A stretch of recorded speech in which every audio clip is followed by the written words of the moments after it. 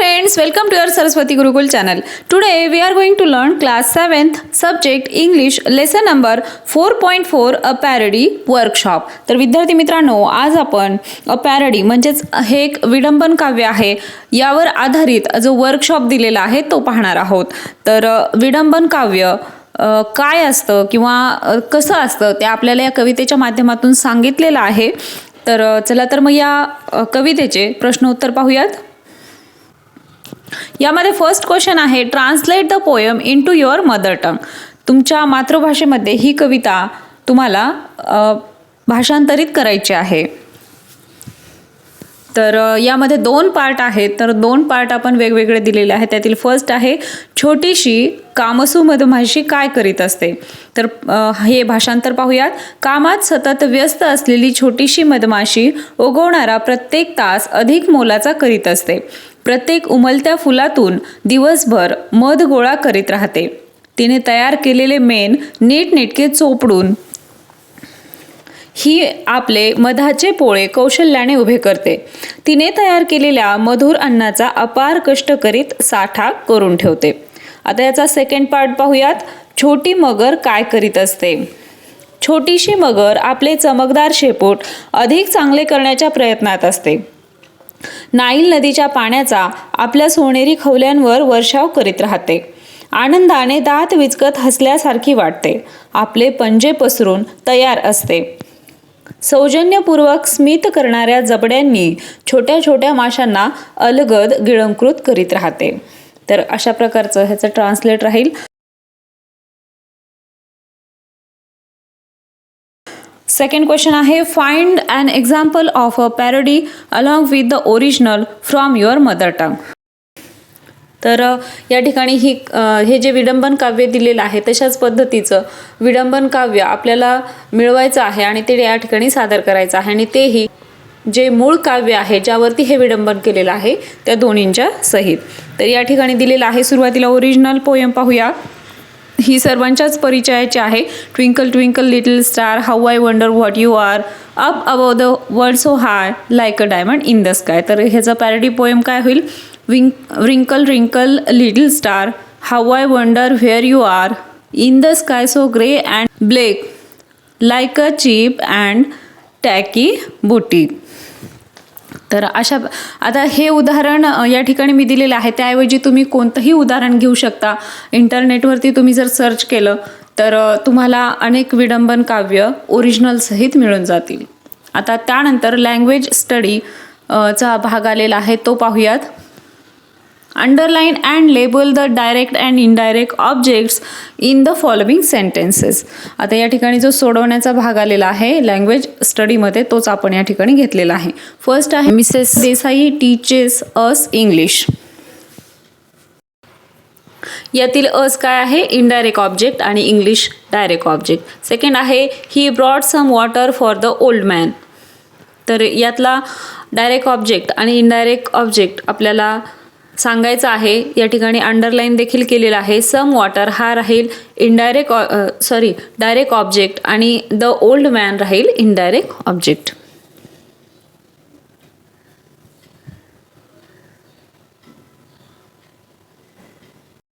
Third आहे, she paid 50 rupees to the shopkeepers. आता या ठिकाणी अंडरलाईन केलेला भाग खूप मोठा आहे. त्यातील डायरेक्ट आणि इनडायरेक्ट ऑब्जेक्ट कोणते आहेत ते पाहूया. 50 रुपीज काय राहील, डायरेक्ट ऑब्जेक्ट आणि to the shopkeeper indirect object.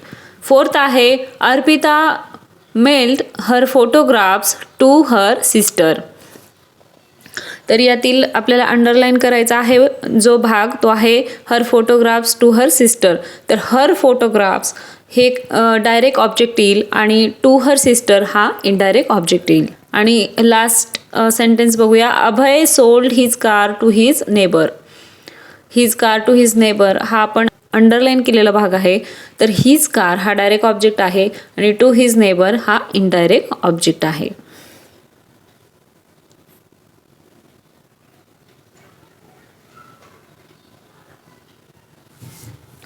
त्यानंतर find the transitive and intransitive verb in the following sentences. मागच्या लेसनमध्येच आपण ट्रान्झिटिव्ह वर्ब विषयी माहिती घेतलेली आहे. डिटेल लँग्वेज स्टडीमध्ये दिलेलं आहे. आता यामध्ये आपल्याला सांगायचं आहे जे दिलेले सेंटेन्स आहेत त्यामधलं ट्रान्झिटिव्ह वर्ब कोणता आहे आणि इंट्रान्झिटिव्ह वर्ब कोणता आहे. तर बघूया आपण. I woke up late. तर यात काय आहे? इंट्रान्झिटिव्ह वर्ब आहे.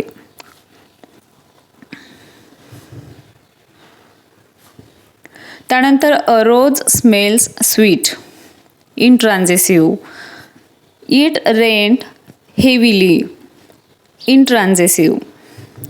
I filled the bucket. Transitive. Baby jumped up and down. Intransitive.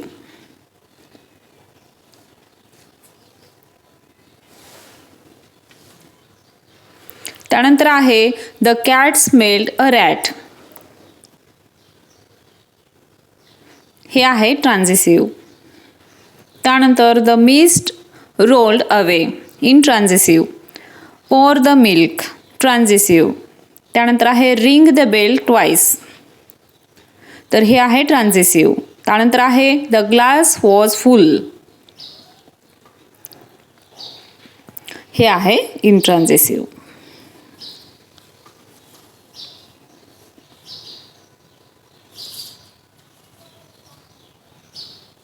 पुढचे सेंटेन्स पाहूयात. द लाऊड नॉईस वोक हिम.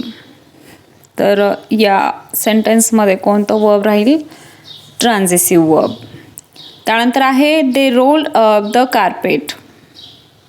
ट्रान्झिटिव्ह. The bell rang. तर हे राहील इंट्रान्झिटिव्ह वर्ब. त्यानंतर आहे बेबी बाउन्स द बॉल. यात आहे ट्रान्झिटिव्ह वर्ब. आणि बेबी कॉट द बॉल ह्याच्यामध्ये राहील transitive verb.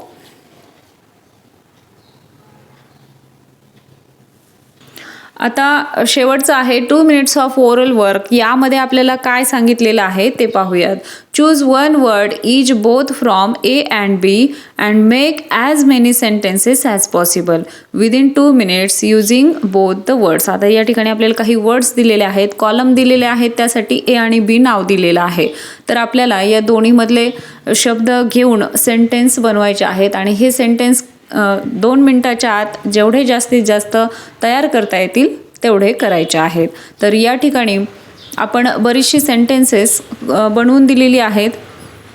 Please give me your pencil. Second, she will sell her bags. Third, Nitin sir teach us maths. Fourth, Shyam will tell it. Fifth आहे I will pay you tomorrow. Sixth आहे Kalyani will send them a message.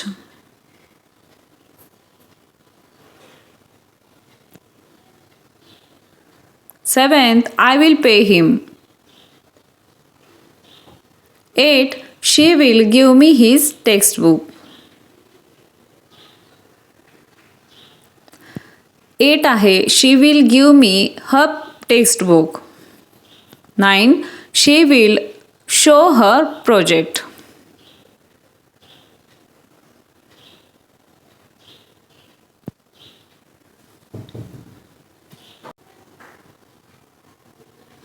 10th sentence आहे शी can teach us English. 11th, they will read it.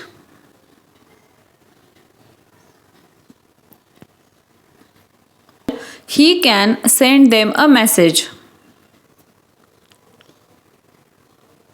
13, we shall tell Manoj.